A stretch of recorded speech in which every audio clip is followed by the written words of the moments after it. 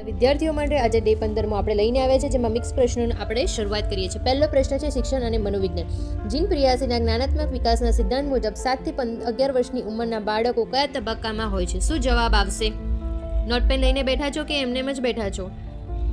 ચલો, આ સાચો જવાબ છે કોન્ક્રીટ ઓપરેશનલ સ્ટેજ. કેમ સમજીએ?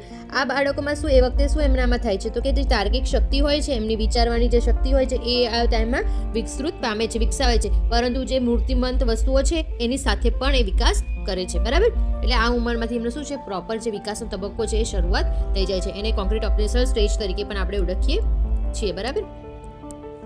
ચલો આગળ વધીએ પ્રશ્ન નંબર 2 તરફ. ગુજરાતી વ્યાકરણનો પ્રશ્ન છે, નીચેનામાંથી કયું શબ્દ તત્વ સંબંધ છે? શું હશે સાચો જવાબ?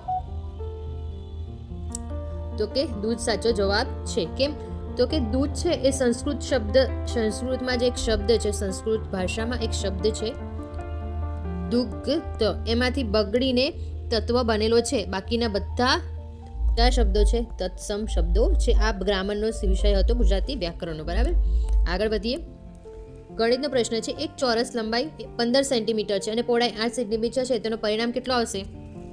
ગણ્યો દાખલો તમે? શું જવાબ આવ્યો તમારો સાચો? ચલો આપણે ગણીએ. પરિમાપ, બરાબર? પરિમાપનું સૂત્ર શું છે? તો કે 2 લંબાઈ પ્લસ પહોળાઈ, બરાબર? પહોળાઈ માટે હું પી લઈ લઉં છું, બરાબર? તો શું થશે? 2 15 પ્લસ પહોળાઈ પ્લસ શું થશે? એની લંબાઈ આવશે. 15 વત્તા 8 કેટલા થશે? એ તમે ગણો. કેટલા થયા? 23, બરાબર?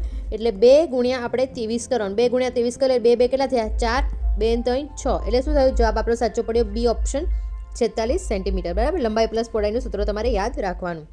આગળનો પ્રકાશ સંશ્લેષણ પ્રક્રિયામાં કયો છોડ ગેસ બહાર મૂકે છે? શું સાચો જવાબ આવશે?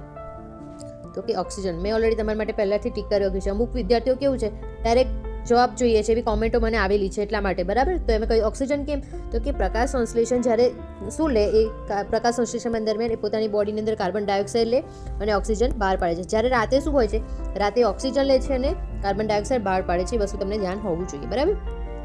આગળ છે, ભારતનું બંધારણ ક્યારે અમલમાં આવ્યું? શું આવશે સાચો જવાબ?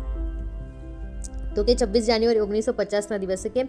તો કે આ જ દિવસે ભારત શું બન્યું હતું?